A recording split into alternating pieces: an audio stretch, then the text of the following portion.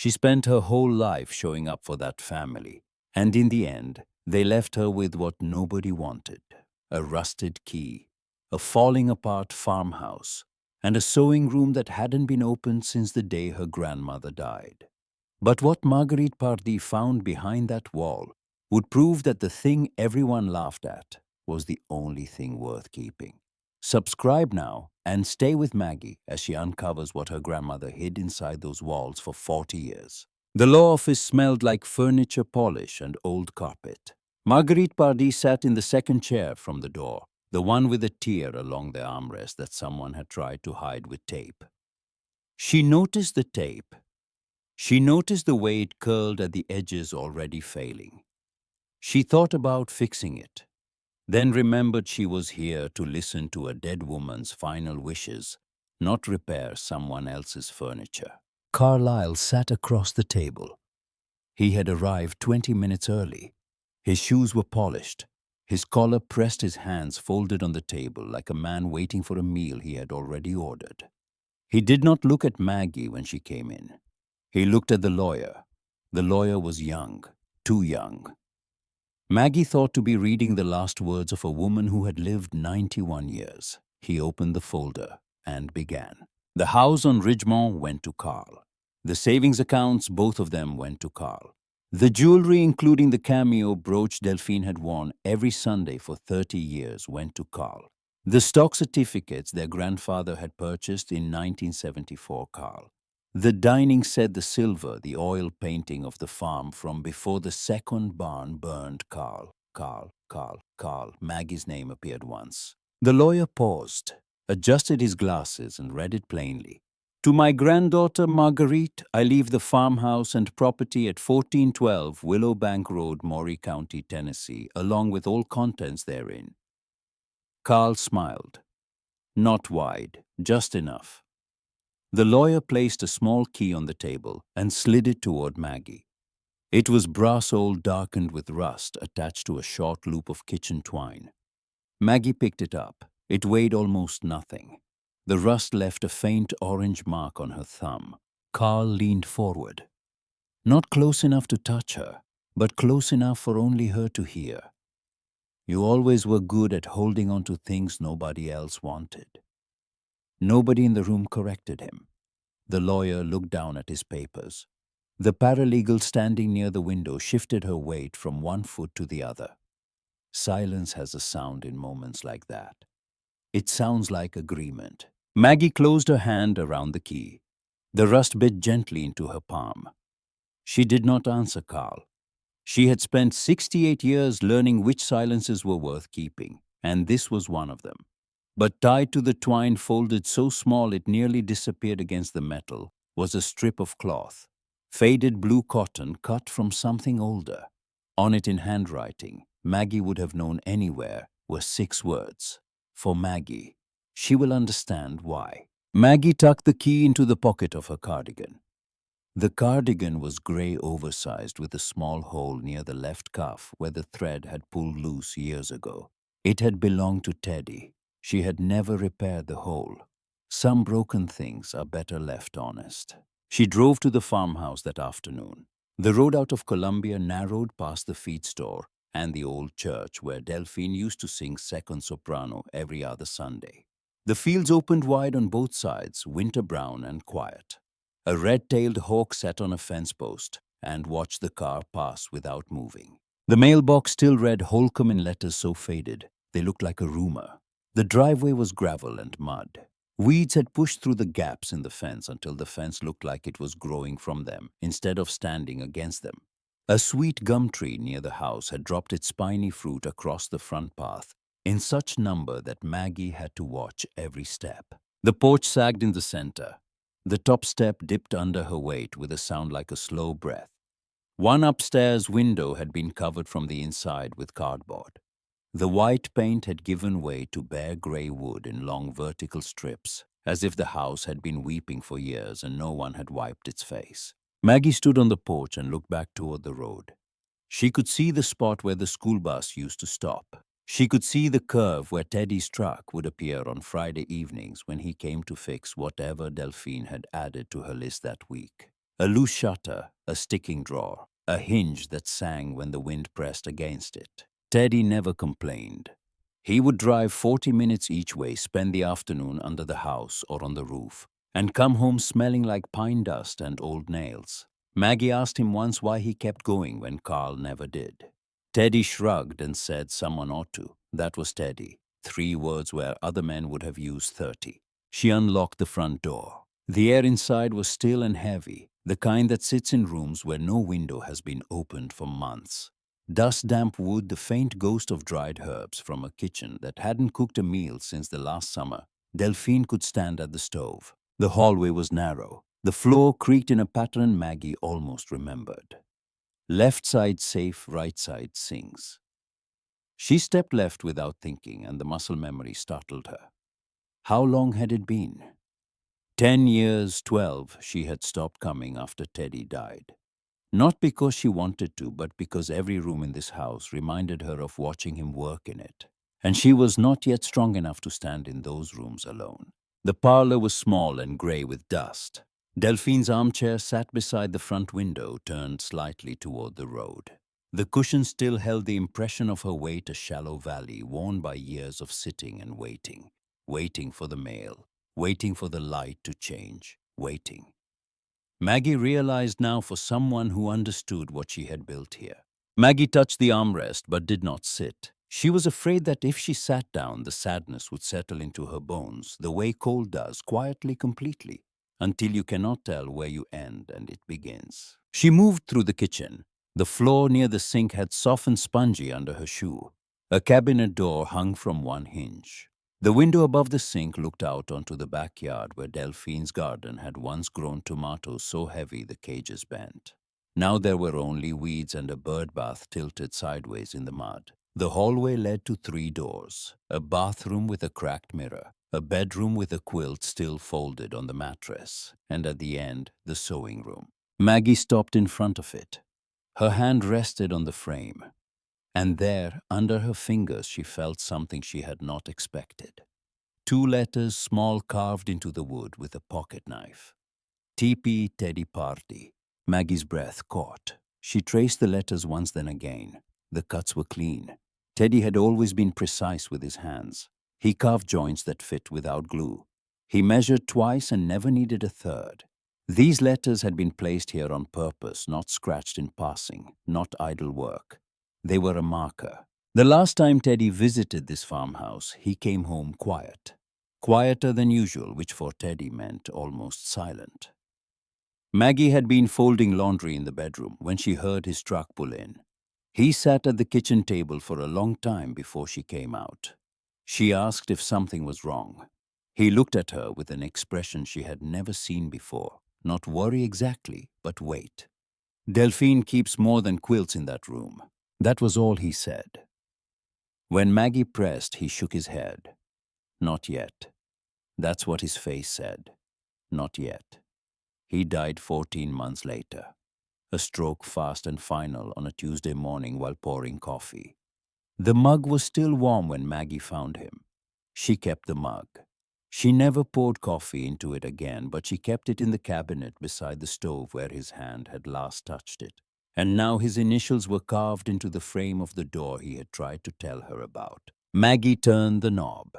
The sewing room opened with a soft click, and the smell of cedar and dust rolled forward like a greeting.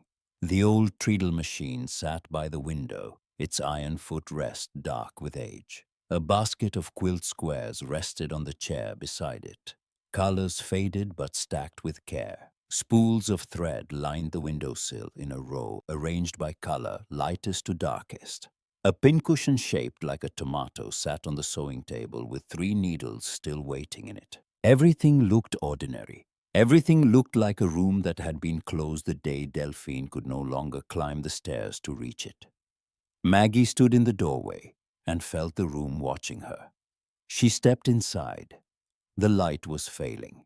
Late afternoon in December, the sun already pulling away from the windows. She ran her hand along the far wall past a framed sampler that read, "The Lord bless this home," past a small shelf holding folded fabric and a tin of buttons. Her fingers stopped. Beneath the wallpaper, she felt a seam, not a crack from settling, not a gap from age, a seam, straight, deliberate, cut with intention and then covered over. Maggie peeled the wallpaper back. It came away in a dry whisper, brittle and thin. Underneath, on the bare wood, written in Delphine's careful hand, were 4 words: "Do not trust Carl." The room seemed to close around her, not with fear, with recognition. Delphine had not left this message for anyone who might wander in. She had left it for Maggie, for the one person she knew would come, would care, would press her fingers against an old wall and feel what did not belong. Maggie's hands trembled. She pulled the wallpaper further. The seam ran vertically from floor to nearly shoulder height. Behind the paper, the wood was smooth fitted tightly, but not nailed. A panel, hidden in plain sight for decades. She pressed the panel. It gave slightly. A faint hollow sound answered from inside the wall, the unmistakable voice of empty space. Maggie looked at the wallpaper pattern. Along the bottom edge near the baseboard, one small flower faced the wrong direction. Every other flower on the wall pointed up and to the left. This one pointed down and to the right. It was the kind of detail only someone who had spent years looking at fabric and stitching would catch. Maggie caught it. She pressed the mismatched flower. The paper gave inward. A soft click, metal against metal, echoed inside the wall. A narrow strip of baseboard loosened, revealing a dark slot no wider than her hand. Inside was a small iron lock, black with age waiting. Maggie reached into her cardigan pocket. The rusty key was still there, still warm from her body. She pulled it out and turned it over in the fading light. It was plain. It was ugly. It was the thing Carl had placed in her hand with pity and contempt. The inheritance everyone in that law office believed was worthless. She slid the key into the lock. It fit perfectly. The key turned with a rough scrape that traveled through her wrist and up her arm. Then the wall moved. 1 inch, 2. A draft slipped through the gap, carrying the scent of paper cedar, and something faintly metallic like old filing cabinets sealed away from air and time and careless hands. Maggie pulled the panel open. Behind it was not a closet. It was a room, narrow and long, running the full depth of the wall and then some. Both sides were lined with shelves, and on the shelves sat metal boxes arranged in careful rows. Cloth-wrapped bundles were stacked by size. A wooden desk stood at the far end beneath a small square vent near the ceiling. On the desk sat a glass jar filled with pencils, a dry ink pad, and a lamp with no bulb. Everything was dusty, but nothing was abandoned. That was what stopped Maggie in the doorway. The dust was even undisturbed, the kind that settled slowly over years in a sealed space. But beneath it, everything was organized, labeled, placed with the same deliberate care Delphine brought to her quilts, her garden rose, her Sunday hymnals. Each metal box had a handwritten label: Church Records, 1954 to 1968. Letters from women, war letters, county copies, widows' claims, adoption notes, family photographs unidentified. Maggie stepped inside. The floor was solid here, firmer than anywhere else in the farmhouse. Delphine had reinforced it. She had built this room to last. On the desk, centered as if placed there for exactly this moment, sat a sealed envelope. Maggie's name was written across the front, not quickly, not in the trembling script of a dying woman. The letters were steady, measured, beautiful. Delphine had sat at this desk in this hidden room and written Maggie's name the way a person writes something sacred. Maggie picked it up with both hands. She held it for a long time. Rain had begun outside, soft at first, then heavier, tapping against the roof in the slow rhythm of an old conversation. She thought of Carl walking out of the law office with everything their family had accumulated in 3 generations. She thought of Teddy's initials on the doorframe. She thought of Delphine sitting alone in this farmhouse year after year, guarding a room that no one knew existed. Then she broke the seal. The letter was 1 page. The handwriting was steady. The first line made Maggie lower herself into the desk chair because her knees could no longer hold. Maggie, if you are standing in this room, then Carl has already taken what he was meant to take. Let him have it. The money was never the fortune. You are holding the fortune now. Every box in this room carries a name that someone tried to erase. I spent 40 years making sure those names survived. Now it is your turn. But you must be careful. Start with the forgotten names, not ours. The Holcomb shelf can wait. The others have waited long enough. And Maggie, keep the key close. It opened more than a door. It opened everything Carl is afraid of. Maggie set the letter down. Her hands were shaking. The rain drummed against the farmhouse roof, steady and patient. The way Delphine had been patient, the way Teddy had been patient, the way Maggie way. Teddy had been patient the way Maggie was only now beginning to understand she would need to be. She looked up at the shelves. Dozens of boxes, dozens of names, dozens of lives sealed in metal and cloth, waiting in the dark for someone who would not look at them and see junk or liability or old paper better left alone.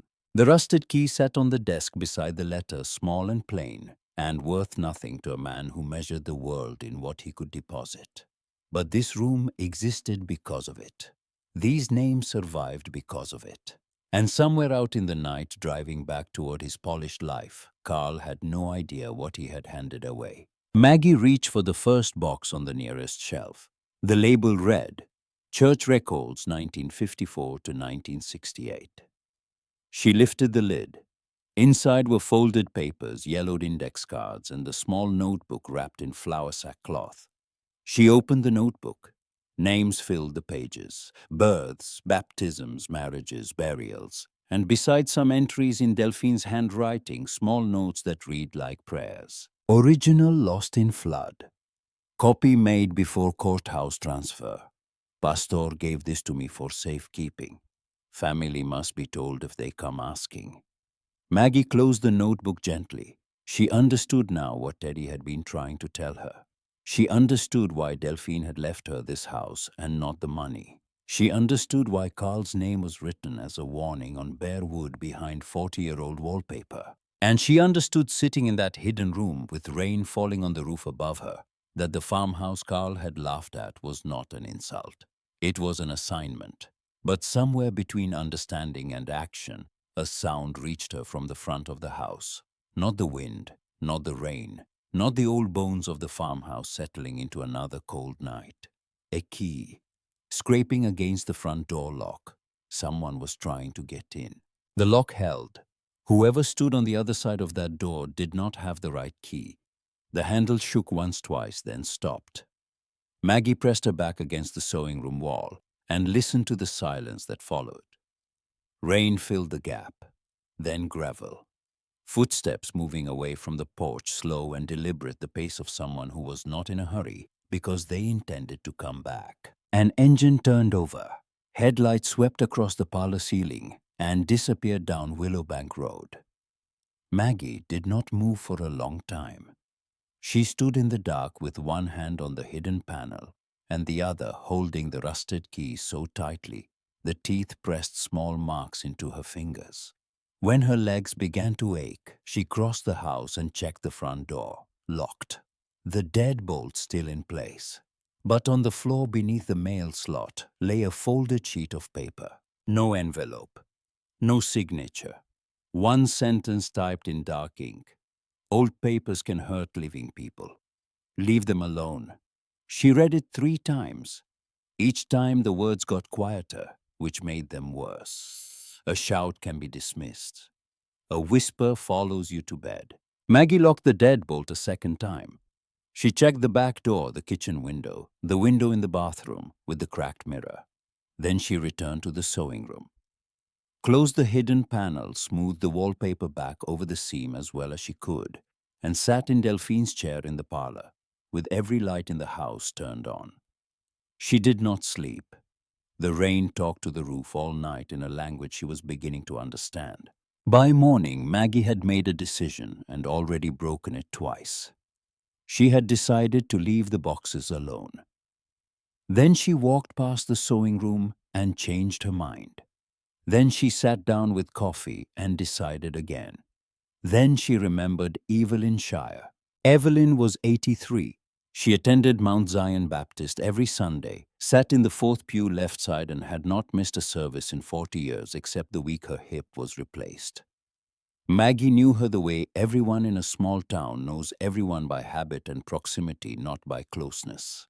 But she remembered one conversation years ago at a church lunch. Evelyn had mentioned that her parents' marriage certificate was lost in the courthouse fire of 1961. She said it so casually that Maggie almost missed the weight beneath it. Without that certificate, Evelyn's mother had spent years proving she was a legal wife. Without proof, the family had lost a claim to property that should have been theirs. One of the boxes in the hidden room was labeled Church Records 1954 to 1968. Maggie went back to the sewing room. She opened the panel. She pulled the box from the shelf and carried it to the kitchen table because the hidden room had no light, and her eyes were not what they had been 10 years ago. She opened the lid and immediately understood that she was not qualified for this. The papers were fragile. Some crumbled at the edges when she touched them. The notebook she had found the night before was bound with thread so old it snapped when she tried to turn a page too quickly. Index cards had faded to the color of weak tea. She could read Delphine's handwriting, but the original documents beneath the ones from churches and county offices were typed on onion skin so thin the letters bled through from both sides. Maggie closed the box. She had almost torn a baptism record dated 1957. She sat at the kitchen table and pressed her hands flat against the wood and admitted something she did not enjoy admitting. She needed help. She could not do this with reading glasses and good intentions. That afternoon, she drove to the Columbia Public Library. The building was brick and quiet, the kind of place where the heating system was always either too much or not enough. Maggie asked the woman at the front desk if Opal Strickland still volunteered on Wednesdays. The woman looked up.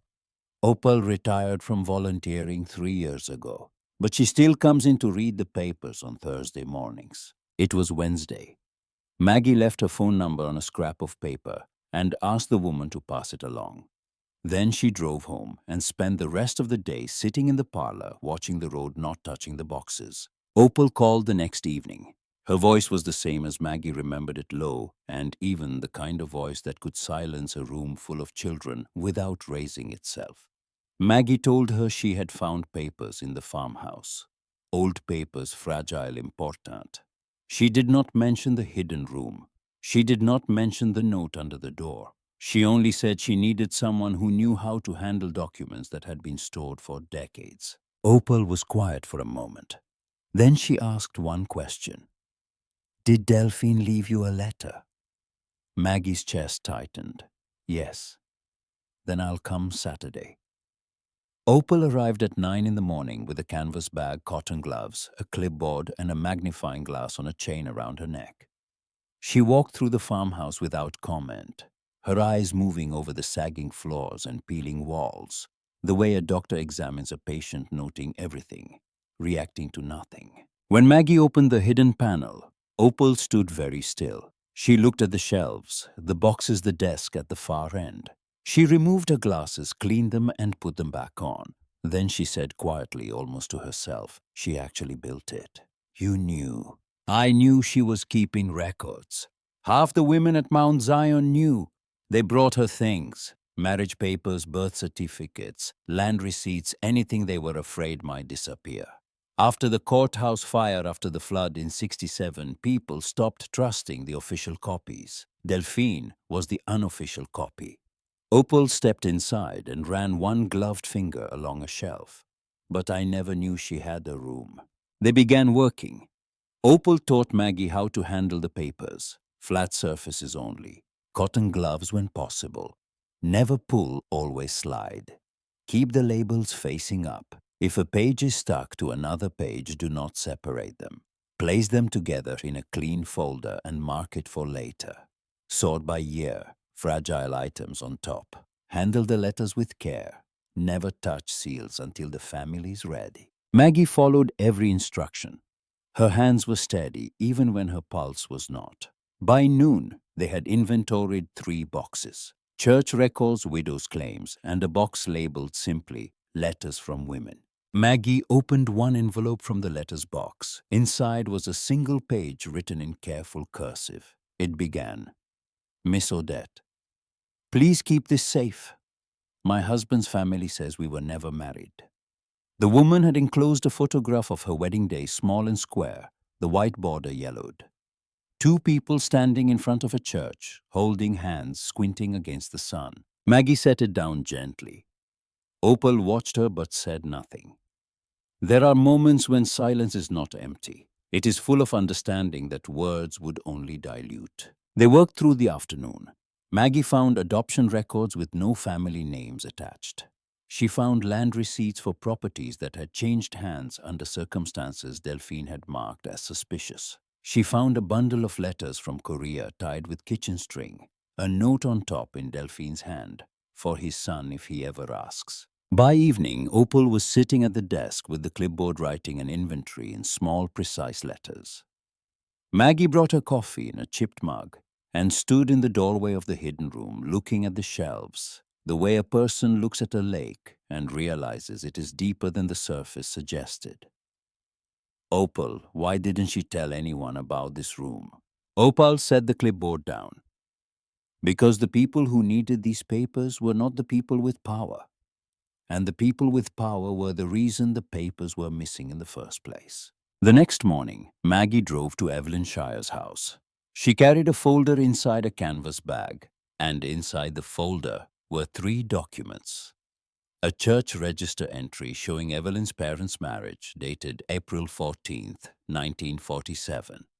A signed copy witnessed by the pastor, and a handwritten note from Delphine, explaining how she had obtained the copies before the originals were transferred to the courthouse that later burned. Evelyn opened the door in a housecoat and slippers.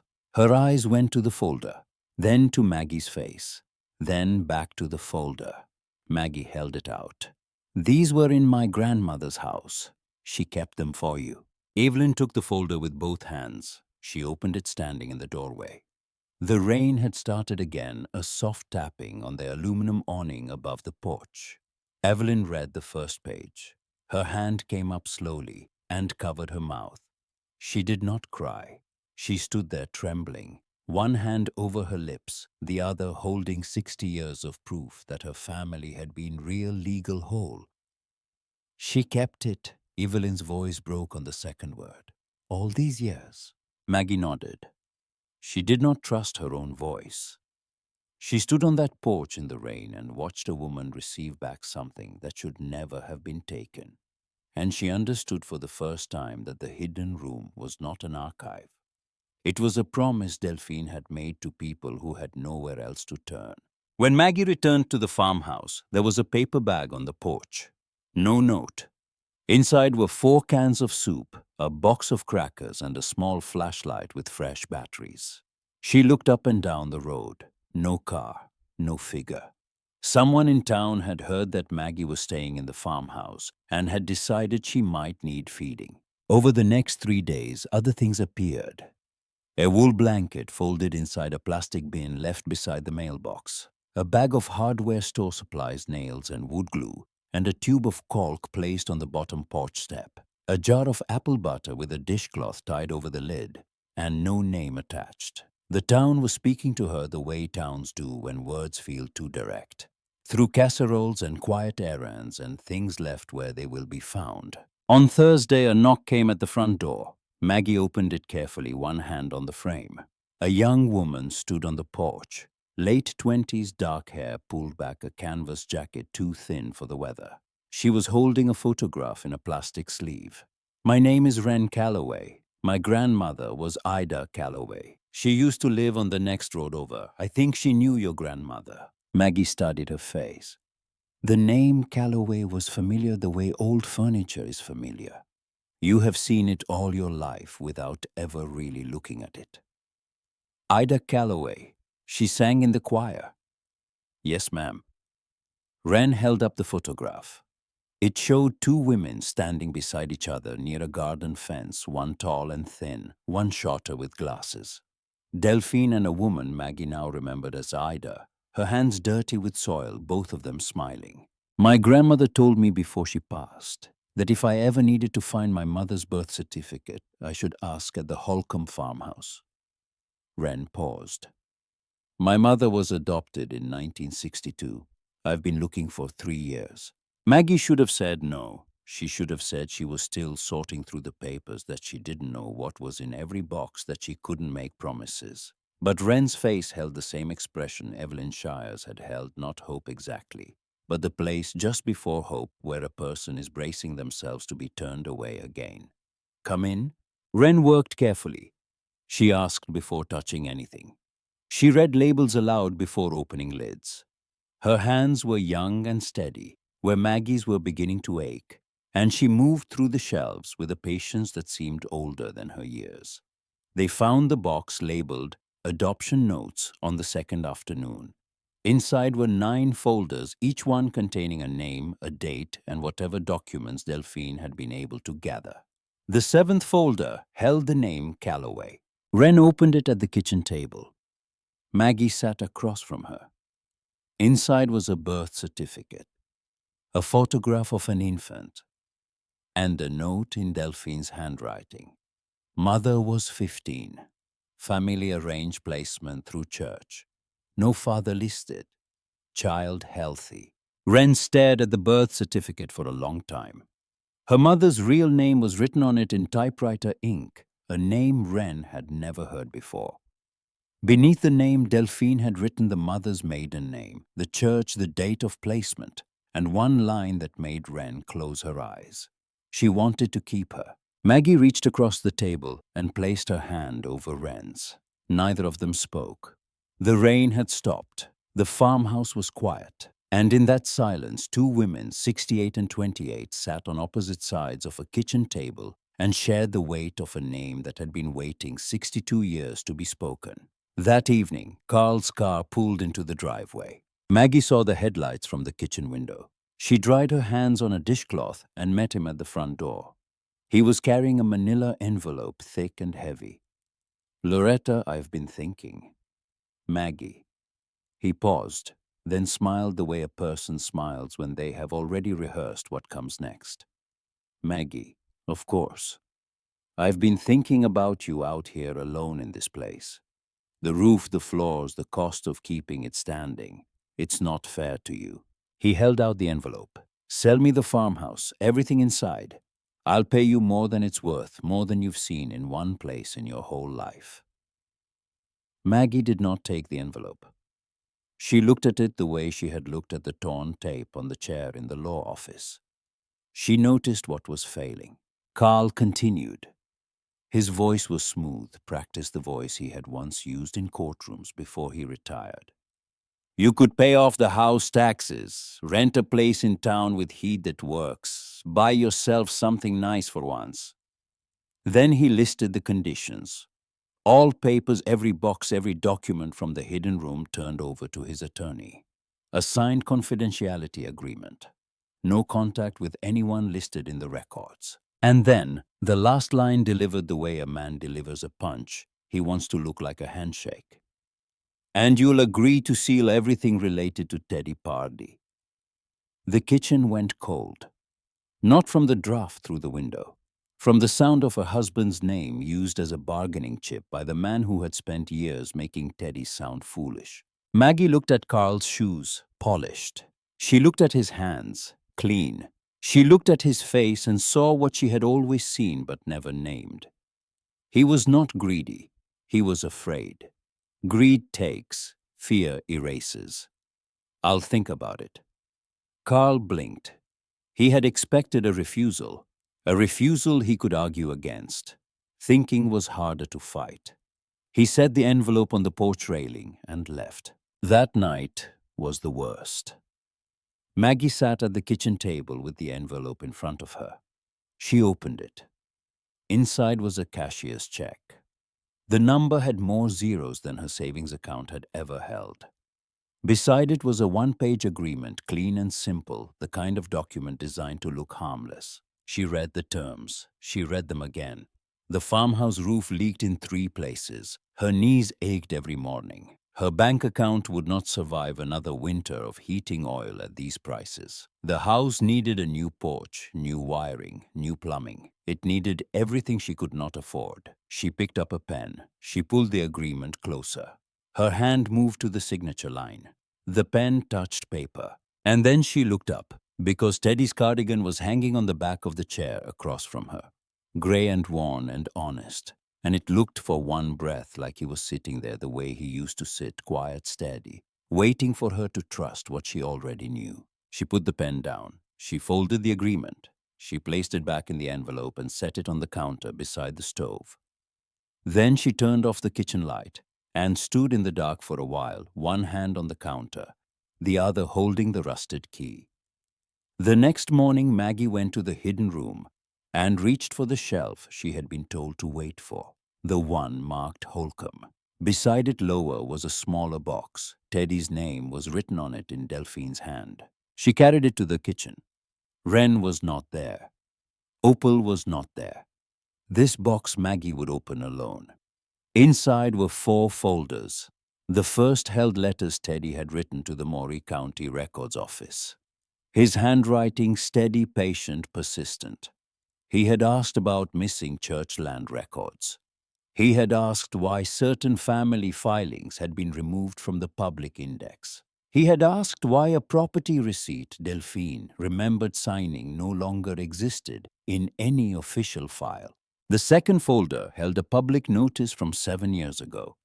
Carl's name appeared at the bottom, connected to a filing request Maggie had never been told about. The third folder held a newspaper clipping. The headline called, "Teddy, a local man causing disruptions over misplaced records. Officials found no cause for concern." The article quoted an unnamed family source who suggested age and grief had made Teddy suspicious. Maggie did not need a name. She knew the source. Beside the clipping, Delphine had written 7 words in blue ink. He was not wrong. He was early. Maggie pressed the clipping to her chest. For 6 years she had carried the public version of Teddy, the one Carl had built, the confused husband, the stubborn old man, the troublemaker, who embarrassed the family over papers that didn't matter. Now the other version was in her hands, the real one. Written in Teddy's own steady script, filed and protected by a woman who had seen what no one else was willing to see. At the bottom of the box beneath the folders lay a small cassette tape. A strip of masking tape crossed the front. On it, Delphine had written, "Play this only after the first warning." Maggie looked across the kitchen at the typed note she had placed on the counter 2 nights ago. Old papers can hurt living people. She found the old cassette recorder in the sewing room beside the treadle machine. She pressed play. The tape hissed, crackled, and then Delphine's voice filled the farmhouse, thin and tired, and more afraid than Maggie had ever heard her. "Maggie, if someone has warned you already, then Carl knows the room is open. He will come with money first. He always leads with money because it has always worked. If the money doesn't work, he will come with lawyers. If the lawyers don't work, he will come with something worse. But here is what Carl does not know. I made copies of everything. Every document he altered, every filing he removed, every record he thought he had buried. The copies are not in this house. They are with someone he cannot reach. And they will come to you when the time is right. All you have to do is stay." The tape clicked and went silent. Maggie sat in the sewing room with the recorder in her lap. Rain had started again, heavier now, drumming against the tin roof in the rhythm she had come to recognize as the farmhouse clearing its throat before speaking. She looked at the rusted key on the table. She looked at the cassette. She looked at the doorway to the hidden room where dozens of boxes still waited on their shelves, each one holding a name that someone had tried to make disappear. Then she heard Carl's car pull into the driveway again, and this time he was not alone. 2 car doors closed in the driveway. Maggie stood at the kitchen window and watched Carl walk toward the porch beside a younger man in a dark coat carrying a leather briefcase. The man had the posture of someone who charged by the hour. Carl's attorney, or an inspector, or both. Maggie dried her hands. She folded the dishcloth, placed it on the counter beside the stove, and walked to the front door. She did not hurry. She had learned something from Delphine's letter, from the hidden room, from the slow and careful way every box had been labeled and placed. Rushing was what people did when they were afraid of what stillness might reveal. She opened the door before they knocked. Carl introduced the man as a structural consultant. He said the county had received a report about the condition of the farmhouse. He said it was a matter of safety. He said he was only trying to help. The consultant walked through the rooms with a clipboard. He noted the soft floor in the kitchen, the leak in the back roof, the porch beam that bowed in the center. He tapped walls and wrote numbers Maggie could not read from where she stood. Everything he found was real. The farmhouse was old and tired and in need of repair. Carl had not invented the problems. He had simply learned how to use them. When the consultant left, Carl stayed. He stood in the hallway with his hands in his coat pockets and looked at the sewing room door. "You found it, didn't you?" It was not a question. Maggie did not answer it like one. She stood between him and the door and waited. "Maggie, you don't understand what's in there. Those papers, some of them go back to people who are still alive. Families who have moved on. If you start digging through all of that, you'll hurt people who never asked to be part of this." "You mean you'll be hurt?" Carl's face changed. Not anger, not exactly. Something closer to exhaustion, the look of a man who has been holding a door shut for so long that his arms have started to shake. "I mean, there are things in that room that don't belong to you, that don't belong to anyone anymore." Delphine thought they did. Delphine was an old woman keeping boxes in a wall. And you're an old man trying to buy them. The hallway was quiet. Rain tapped against the upstairs window.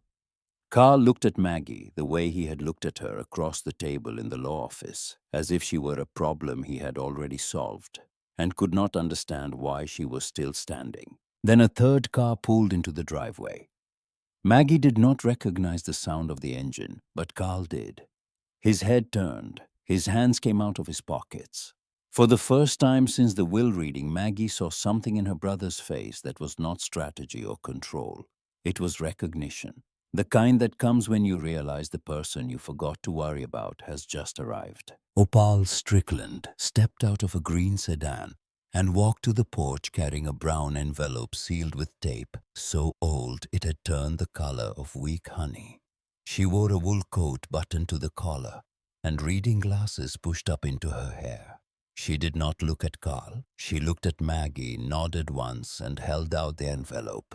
"Delphine gave this to me 11 years ago. She told me to bring it here if Carl ever offered to buy the farmhouse." Carl's voice came fast. "Opal, whatever she told you, she told me enough." Opal did not raise her voice. She did not need to. 40 years of managing a public library had given her the ability to end a conversation with tone alone. Maggie took the envelope. Across the front in Delphine's handwriting were 9 words. "If he offers money, he has found the wound." She opened it at the kitchen table. Carl stood in the doorway, close enough to see, too proud to leave. Inside was a bank deposit receipt, a short letter, and a single-page statement signed by 3 people. Delphine Holcomb, Opal Strickland, Theodore Pardee.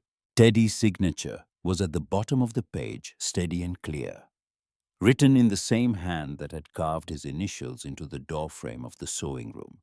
The statement was dated 4 years before he died. It described what Teddy had found in the county records: filings that had been altered, property transfers that did not match the originals Delphine had preserved, access requests submitted by Carlyle Holcomb to documents he later denied having seen. Maggie read the page once, then again. Teddy's handwriting did not waver. His words were precise, factual, measured the work of a man who understood that truth does not need volume. It needs a witness. At the bottom, in his own hand, Teddy had written one line: "If I am gone before this is settled, let Maggie decide what is right." Maggie pressed her fingers to the words. She could feel the faint impression of the pen, the pressure Teddy had applied when he wrote her name. For 6 years, the public story had been Carl's version. Teddy the troublemaker. Teddy the confused old man. Teddy the husband whose wife should have stopped him from embarrassing the family. Now Teddy's own hand was on the table, and it was steadier than anything Carl had ever said about him. Opal spoke quietly. The original copies are with a firm in Nashville. They have been since before Teddy passed. Delphine made sure of that. Carl did not argue.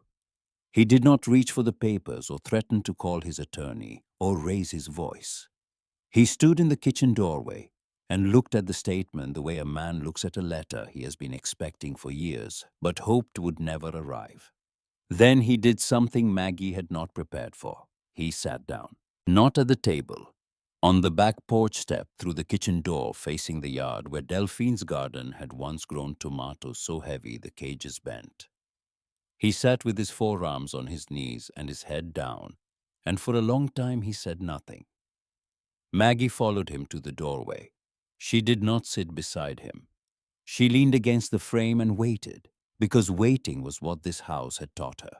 When Carl finally spoke, his voice was smaller than she had ever heard it. "Daddy took that land." Maggie did not move. "The church property on the south side of town. Daddy took it. He filed papers that made it look like a sale, but there was no sale. The church was between pastors. Nobody was watching. He took it and built the south lot and sold it, and that money became everything. The house, the accounts, the stocks, everything I inherited, everything I took from you in that office." The rain had stopped. The yard was still. A mockingbird sat on the tilted bird bath and sang 2 notes, then waited, then sang again. Teddy found out. He pulled the old records and saw what Daddy had done. He came to me first. He thought I didn't know. Carl paused. I knew. I had known for 20 years, and instead of fixing it, I buried it deeper. Maggie looked at her brother. She had spent decades seeing him as a wall smooth and high and impossible to move. Now she saw the cracks. Not new ones. Old ones plastered over so many times the surface had become the only thing holding him together. "You made Teddy look like a fool." "I made Teddy look like a fool." "You fed that story to the newspaper." "Yes." "And when he died, you let people remember him that way." Carl did not answer. He did not need to. The silence was the answer, and they both knew what it sounded like. Maggie stood in the doorway for a long time. She thought about forgiveness, whether it was hers to give, whether it would even help, whether Carl was asking for it, or simply confessing, because the weight had finally become more than the fear. She decided it did not matter. Forgiveness was not her work today. Truth was, I'm not going to sell the house, Carl. I know. And I'm not going to seal Teddy's name. Carl nodded. He stood slowly, brushed the damp from his trousers, and walked through the kitchen without looking at the table where his offer still sat in its envelope. At the front door, he paused. "She always liked you better. Not because you were kinder, because you paid attention to the things nobody else thought mattered." Then he was gone. His car pulled away down Willowbank Road, and the farmhouse settled around Maggie like a coat she had not realized she was already wearing. The weeks that followed were not dramatic. They were slow and careful the way real change always is. Opal came 3 times a week. Wren came every afternoon after her shift at the hardware store in town. Marion Bell, the retired teacher from Mount Zion, heard about the project and arrived with a folding table and a box of archival folders she had ordered from a catalog. They did not rush. They sorted. They labeled. They cross-referenced Delphine's notes with public records and church registers. When a name matched a living family, Maggie made the contact herself. She drove to houses and sat in kitchens and living rooms, and once on a porch swing that creaked so badly she could barely hear the woman beside her crying. Not every box could be opened publicly. Some letters held pain that was not hers to share. Some adoption records pointed to families who had never told their children the truth. Maggie understood this. She was not building a museum. She was returning what had been taken, and returning requires permission, not spectacle. The porch was repaired by a man from church who showed up on a Saturday morning with lumber in his truck and said only, "Opal told me you could use a hand." The back roof was patched by his son. The kitchen floor was reinforced by a contractor who sent an invoice for materials only and wrote across the labor line, "No charge." Miss Delphine taught my mother to read. The sewing room became the first protected space in the farmhouse. Maggie installed a proper lock, a work table, cotton gloves in a basket by the door, and a small handwritten sign on the wall. "Names are handled here with care." Teddy's story was not corrected with a single announcement or a dramatic courtroom scene. It was corrected the way most truths return slowly through the mouths of people who had known all along but had lacked the proof to say it aloud. The retired church deacon who brought his old register. The former county clerk who admitted Teddy had asked questions no dishonest man would have thought to ask. The neighbor who remembered Teddy spending whole Saturdays in the county records office patient, methodical, never raising his voice. One by one, the people who had repeated Carl's version stopped repeating it. Not because they were confronted, because the other version, the real one, was finally standing where they could see it. On a morning in early spring, Maggie opened the farmhouse to the community for the first time. She did not call it an archive or a museum or a memorial. She called it what Delphine would have called it, a keeping room. People came. They brought old photographs and documents and asked if Maggie could help them find connections to names they had lost. Some found answers the same afternoon. Some left their papers and trusted that answers would come in time. One woman brought a letter her grandmother had written to Delphine in 1959 and asked if Delphine had ever written back. Maggie searched the shelves and found the reply sealed, stamped, never mailed. Delphine had kept both sides of the conversation. Wren pinned her mother's birth certificate to the wall behind the sewing machine, beside the framed sampler that read, "The Lord bless this home." She did not ask permission. Maggie did not ask her to take it down. That evening, after the last visitor had gone and the house was quiet, Maggie stood on the porch. The sun was low. The light came through the sweet gum tree in long golden lines that crossed the yard like the bars of a hymn she could almost hear. The air smelled of cut grass and the faint cedar scent that had followed her from the hidden room and settled into her clothes and her hair and the gray cardigan she still wore every day. She reached into her pocket. The rusted key was there, warm from her body light in her hand. She turned it over once. The rust had not changed. The brass had not brightened. It was still plain, still ugly, still the kind of thing a man like Carl would place in someone's hand with pity and a smile. But Maggie did not see what Carl had seen. She saw the locket opened. She saw the room it protected. She saw the names on the shelves. The letters in the boxes, the slow and patient work of a woman who understood that some things are worth more than what they cost to keep. She closed her fingers around the key and held it the way Delphine must have held it, not as a burden, not as a treasure, but as a responsibility that had finally found the right hands. The mockingbird sang from the bird bath. The porch boards held firm beneath her feet, and the farmhouse stood behind her, tired and old, and repaired in the places that mattered most. No longer a ruin, no longer an insult, no longer the thing nobody wanted. It was the thing that had been waiting for her all along. If this story stayed with you, take a moment and subscribe. And tell us in the comments, what is the one thing in your life that everyone else overlooked but turned out to be worth more than anything they kept for themselves?